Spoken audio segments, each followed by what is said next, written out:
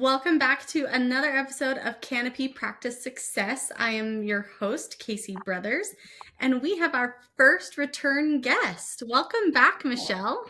Thank you so much for having me back. This is awesome. Your first return guest. This is fun. Hopefully, we have many more. Yeah. Yes, I just remember last time we had too much to talk about. So I know. much. I feel like I still have too We much to talk about. it's everything an accountant needs to know, because an accountant, just like any other entrepreneur, knows their trade. But Yeah. then there are all of these business aspects that I think we barely touched the surface on sales last time. But there's just so much more to understand to ensure that these accountants are set up for success, especially anyone, whether they're starting in a new firm, no matter how big it is, or Yep. even like rehoning these older firms as partners are retiring. Yep. It's so true. And, I think with, people starting their firm and partners retiring, there's more of a need for firm owners, but you also need the skill set of sales, because otherwise, if you don't know how to enroll these clients at the right prices and everything else, then you'll have capacity issues, you'll have cash flow problems if you're not getting paid up front. There's so many elements to sales that I think most firm owners just don't really know. And I actually just got off a client review testimonial with my client Lauren. And I mean, she was talking about she's in a job, just started her own accounting and bookkeeping firm. She doesn't do any tax, but she started a year ago and still hasn't really gotten it off the ground per se. And she was saying that she was just stuck. She was paralyzed because she didn't have a sales process. So she couldn't even go and do marketing and lead generation because she was scared to even meet with somebody. And she didn't know how to price their services or anything. So she said it was a real eye opener when she created a sales process, because it's like going into the unknown. You just don't know what you don't know. And I think Did there's she, yeah, did she self-diagnose? Did she recognize she had a sales problem, or was that through conversations you two had together? To be honest, I didn't ask her that today, but she said she didn't have a sales process and that She she just, knew that she needed that in order to okay. have confidence to even meet with a prospect, which I thought was pretty amazing, because most firm owners don't really know what the problem is. They like the Connect the dots there. self-diagnosis. It's not like you can go to Chat GPT or Google and say, well, what is my problem in my firm? Because it's not going to tell you maybe you have a sales problem. But when you talk to us on the phone, we can help diagnose, well, what is the issue that you're having in your firm if you're brand new, if you've had your firm for a year or two, or if you had it, like I did one yesterday with my client Keith. He's had his firm 15 years. He generated an extra $19,000 just this last month. He never had a sales process.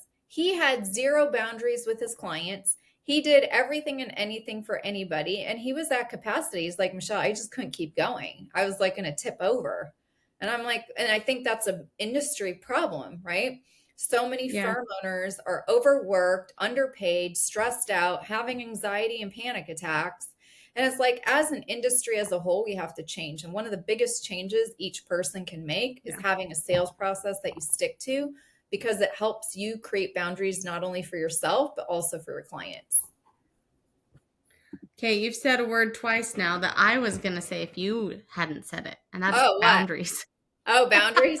Yeah, it's a term we hear a lot, right, in our personal lives, I think, at least. Yeah, you It's got to have boundaries with your significant other, right? Yeah, with anyone, you just have to know where your limits are, what's acceptable, how you'll respond to all these different things. In the business world, that's an SOP, right? A standard Correct. or maybe not an SOP, but an engagement, a proposal, an agreement, right? Yeah. Without the guardrails, the Mhm. bumpers on the bowling alley, Yeah. like it's just it can get really unruly really quickly. And to your point, I think that's what can lead to these symptoms we do hear accountants complain about a lot. Yep. So where does someone start when refining a sales specific, if we're going to focus our operations, because I know that's your area of expertise, but we're going to talk just about sales. What might be the Only first thing we should sales do? is my expertise, not operations, just Okay. sales process. Only that. And I think the most important thing when you're thinking about a sales process, I mean, there's really not like just one thing, it encompasses everything. So the sales process begins with your client experience. So what is the client experience when they contact you? From the time they send an email inquiry, maybe they found you through Yelp, your Google page, maybe you got a referral, maybe you're spending money on marketing and you're out there on Facebook or doing Facebook ads or Google SEO, other stuff. That's all marketing. So the time you get the inquiry begins the sales process. Mm-hmm. Now, the sales process has many different umbrellas. There's the qualification process, there's what do you say in the sales meeting, there's preparing for your sales meeting, there's learning how to handle objections, a follow-up process, learning who your ideal client is, who do you want to take on as clients, who do you not, and the boundaries that you're going to stick to for your firm, because this is the only way you can also fix your capacity problem. For Yeah. firm owners that have had their firms for many years, they feel like a lot of pressure, like they're in a pressure cooker because, maybe the money's not in their bank account. They have a bunch of AR. They're getting ghosted by people because you're still sending out proposals and quotes and crossing your fingers, hoping someone will contact you back. And you're basically drowning, and that is a capacity problem. So that's also a sales problem. So the sales umbrella in your sales process in your firm has so many different umbrellas of areas that you need to focus on. And I would say understanding your boundaries is probably the number one area to focus on, because that's how we can weed out people who we don't even want to waste our time meeting with from the people that are contacting us from our marketing efforts. Yeah. You meant the way you said that made me just, I want to reword it a little bit because I feel like Mhm. this was the point, is that capacity issues Yep. are a lagging indicator of Correct. sales, lack of sales process. Correct. 100%.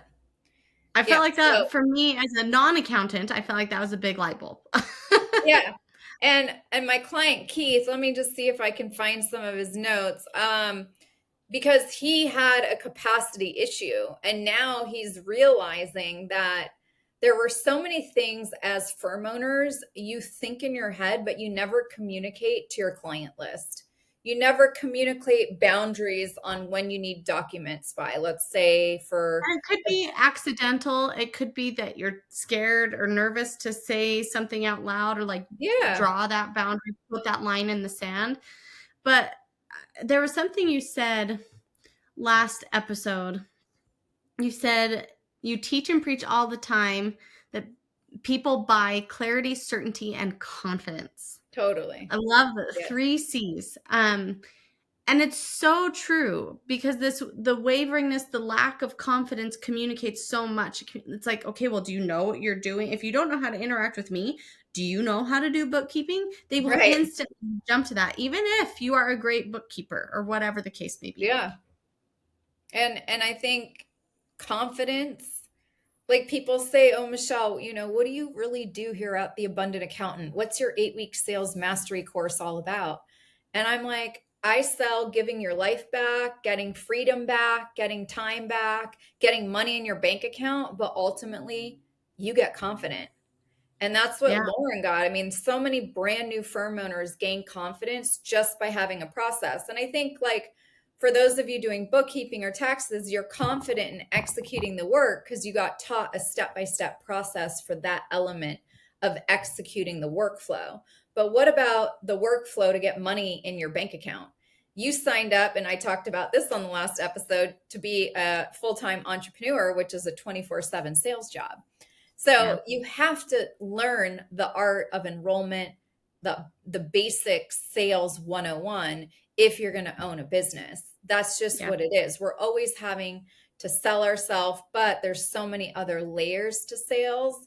And in an accounting, tax, bookkeeping, fractional CFO firm, that that are integrated in that, because one of the biggest challenges for firm owners that have been around a while is accounts receivable. The amount of time people waste chasing money and Ah, not getting paid interest on that money and being a free bank just boggles my mind. And I've it's a started time. What? you said something that I've really started to into as we talk about our product.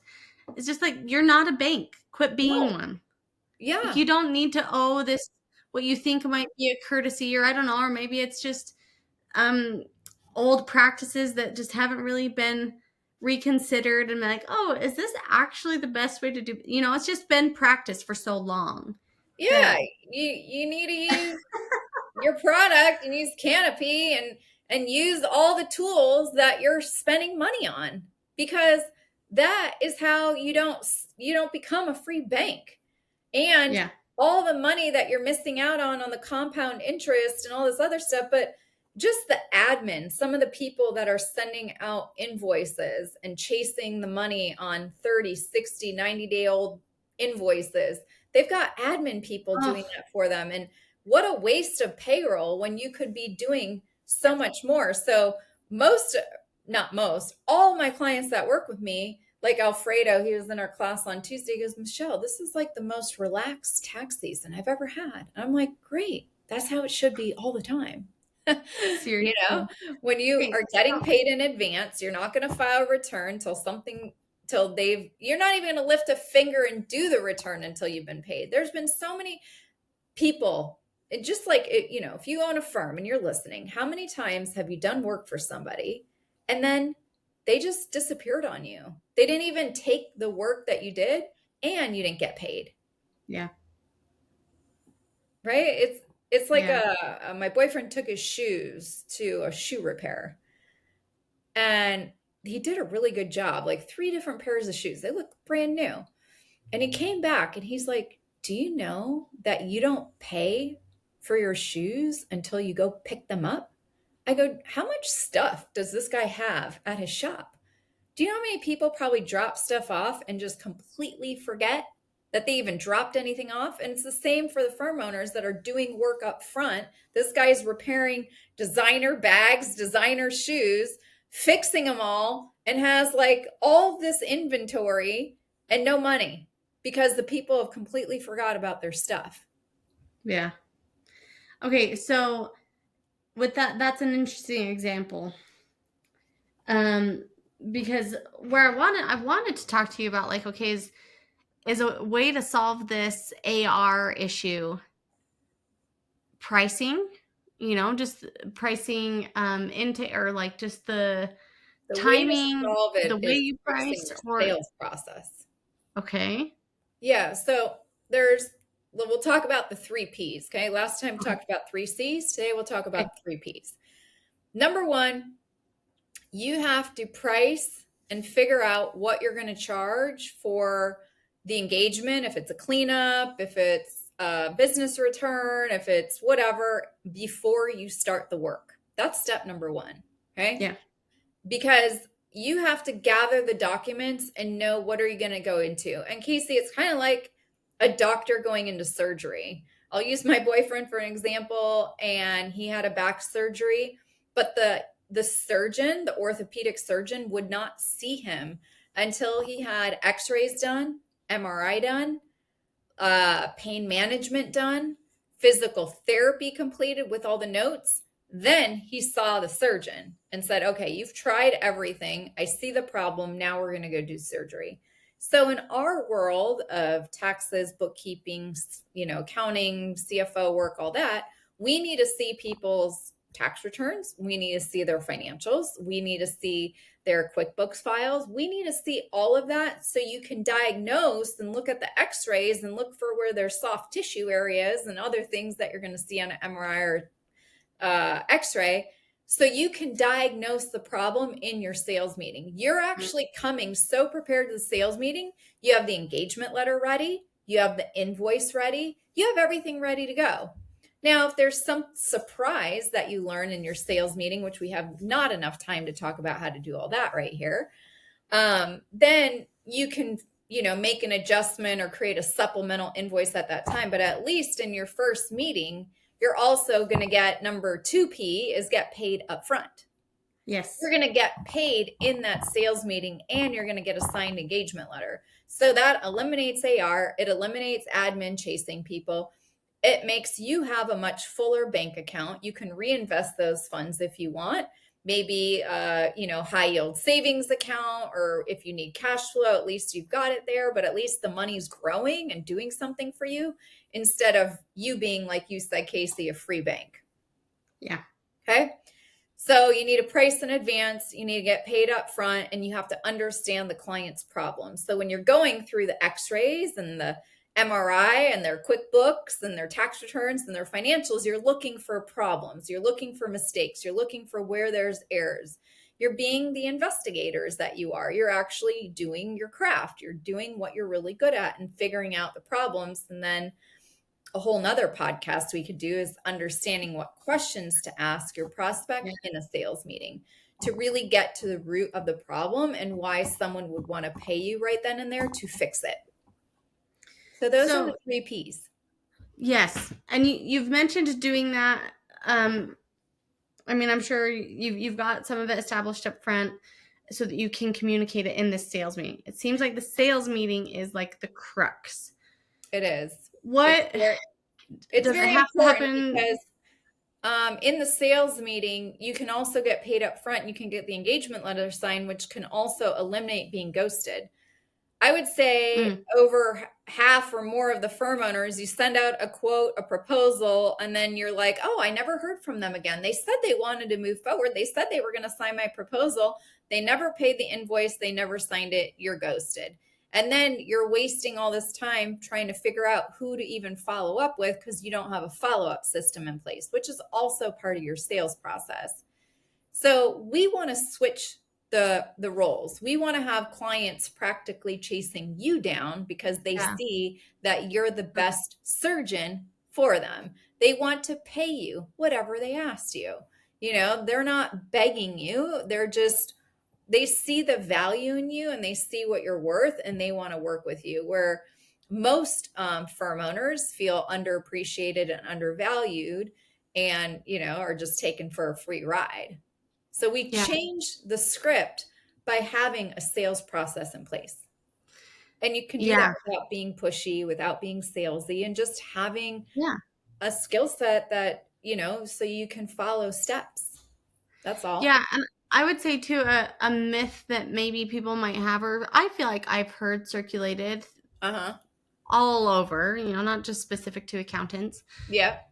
but you don't have to be a natural salesperson. I don't know that that's a No, thing. you don't need to be a No. salesperson at all. You just need to be you. You just need Yes. to follow some steps. That's all. Yeah. Yeah, and it goes back to your 3 Cs with like confidence. It's Yeah. just like, okay, trust in the process. You've slow down, speed up, right? You've taken Yeah. care of those 3 Ps. You've established the pricing, you have the systems to get paid up front. Yeah. Um, and you're doing that. Trust that you are doing that in such a way that is going to be beneficial to your business. Hold true to it, right? And Yeah. again, like revisit it every year or two. Do you have a Yeah. recommendation there? Yeah. I mean, I revisit a sales process all the time. Yeah. You're always refining. It's not like it's set in stone, right? It's going to always ebb and flow. And you always want to be meeting with clients all the time because you want to avoid scope creep. So you always want a new engagement for every single client that you have. So if it's an annual engagement, then make sure you're meeting with them quarterly, but then once a year, you're meeting with them just to go over what Yeah. they've engaged your firm for. Because that's how you have control over your firm versus your firm running you. Oh my gosh. That last part, like the business doesn't have to run you. And No, yeah, no, no. You want to have control over your sales conversations. You want to have control over how the firm is run. I don't think any of you created a firm to just have a job and feel like, yeah, this has just turned into another job. No, you want the freedom, you want the time freedom, you want the money freedom. yeah, And that's really what you want. But it really it stems from having a step-by-step sales process so you can enroll high quality, high paying clients, establish yourself as a premium. And how can you do this without losing any of your current clients if you have current clients? And for those firm owners that are just starting out, how do you not make the mistakes that so many firm owners have? I mean, I just got off the Zoom with Lauren, and she was saying before she had met me, she was figuring out her pricing by going online and looking what people around her were charging. And she's like, oh my God, their prices were so low and so cheap. That's why everyone's burnt out, underpaid, and overworked and at capacity, because you're just so cheap. You're charging the lower amount based on someone in your area. Well, to change this industry as a collective, we have to really get a grip about what are we worth? What did we invest in our careers? And she said she learned how to price. And then she said even the pricing she thought she was going to do was still too low. So now it's even higher, but now she has the confidence. And when you have the Yes. confidence, anything is possible, because that's how you can stop trading time for dollars. You know, you don't want to trade 1 hour for the X number of dollars. We want to start growing a firm on our own terms. Yes. Yeah, because when you stop seeing what you have to offer them as your Mm-hmm. time and more as your expertise, Mm-hmm. it's not necessarily about the time you put into it, but the knowledge and skills you have that they don't have. Yep. Because you are providing them with a value. You are not providing them with hours. They are not paying for Correct. hours. They're paying you for an outcome or an Correct. output. Yeah. Outcome. I use outcome all the time, Casey. It's they're paying you for an outcome. For back surgery, for my boyfriend, he was paying for the outcome of no pain when he walked. That's an Yeah. outcome. You know, we're always looking for the outcome. What is the result that you deliver? That's what we sell. We don't sell bookkeeping. We don't sell tax return. We don't sell CFO, fractional CFO services. We sell the outcome, you know, peace of mind for a lot of you. You sell freedom for a lot of taxpayers. You don't have to worry about the IRS. You know, those are the outcomes that you provide to your clients. Yeah. Yeah. I think that's a big mental shift, but an important one when it comes to both um, pricing your offerings as Mhm. well as understanding, okay, well, if my input isn't what it used to be, am I being dishonest? No, you're not. Like I see this with my mom as an entrepreneur, as she's struggled with that throughout the years. It's like, Yeah. no, mom, they're paying you for your expertise. Yeah. And It's if you get better and refine it and can do it in less time, then that even means more better. time off for you. Yes. It's They more don't, profit for you. Yeah. I mean, I you want should be someone, incentivized. I want it. It's like the thing you've probably seen on social media and Facebook with the plumber. You know, there's the guys that come and take hours to try to fix the problem. There's the guy that comes in, takes 2 seconds, and charges you a couple grand when the other guys took a few hours and we're going to charge you 600. I'd rather have the person come in, fix the problem, and get the hell out of here. And I pay him a lot of money to do that because he's had a lot of experience trying to figure it out. Yeah. Yeah.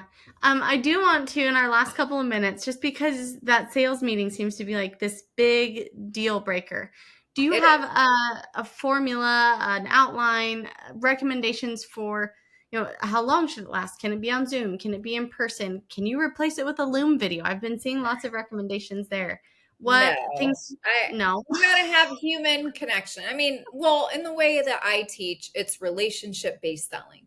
So you have to have phone conversations. And the way I teach, and if you want to dive deep into this, you can book a call with me and my team at theabundantcall.com, and we'll go through what you're currently doing in your firm and figure out the gaps in your current sales process, and then at least you'll know exactly what to fix.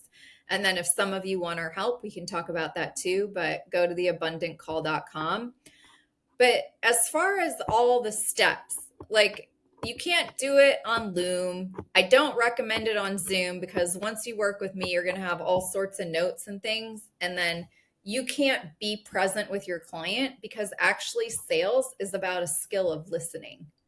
And so, in order to listen, I need to close the eyes and close that off and not pretend we're going to look at someone on video, and just do things on the phone. So, that's what me and my team do. Everything is on the phone until we actually start working with you. Then we're on Zoom. Um, Oh, So Interesting. I don't believe in in-person meetings, no Loom, and no video meetings. Everything should be on the phone because that's the only way you can really become a really great listener. And the sales meeting, 99% of it is a listening skill set and listening for key things that I would teach you. So that's my 2 cents for typically a bookkeeping client, a cleanup project, CFO, accounting client. You'll need an hour. If it's just a tax return, that's kind of a take it or leave it conversation once you come up with your boundaries and your prices Mm, and your minimums. So that conversation goes a little bit easier. But it's all about how do you have every single call go smooth like butter. You've got to be prepared. yeah. And Casey, we don't have time to talk about all steps because there's 15 steps to my process in a 1 hour meeting. Yeah. But I do know that once you've gone through the process and you have the confidence and you understand it, you will definitely get paid your worth, and you're going to get paid based on the value of your expertise, and that your bank account and you will be very happy and less stressed and less frustrated and less angry. Yeah. What you said. And that's a great way to wrap it up. Yeah, That for sure. there's just there's There's there just is so much. yes, the grass is in fact greener on the other side of this. Once you Once have you a sales process. yes, yes, on the other side of this sales process, um, workshop, right? Yes. The grass is greener. You can decrease hours, you can become more profitable. It's not too good to be true. It's No, not. and you can eliminate the guesswork. Yeah. I think there's just so much, or like Lauren called it, she would just like wing it. She had no idea what to do or what to say. And the stress and the anxiety of that just really creeps in on you. So you can have the financial freedom that you want, that you've probably always dreamt of, and you don't have to chase anyone down for payments ever again. All of that is Yeah. 100% possible. And I've seen it with many firm owners. Yeah. Well, thank you again, Michelle. Awesome. Well, thank you so much for having me, and hopefully we can talk to a few of you. Again, you can go to theabundantcall.com to schedule that, and we would love to talk to you about how to take control over your firm and have control over your sales conversations. Matt, if you didn't just realize that she just sold you, then you've missed the whole conversation. Like that was so succinct. Yeah. Anyway, thank you, Michelle. Thank you so much for having me, Casey.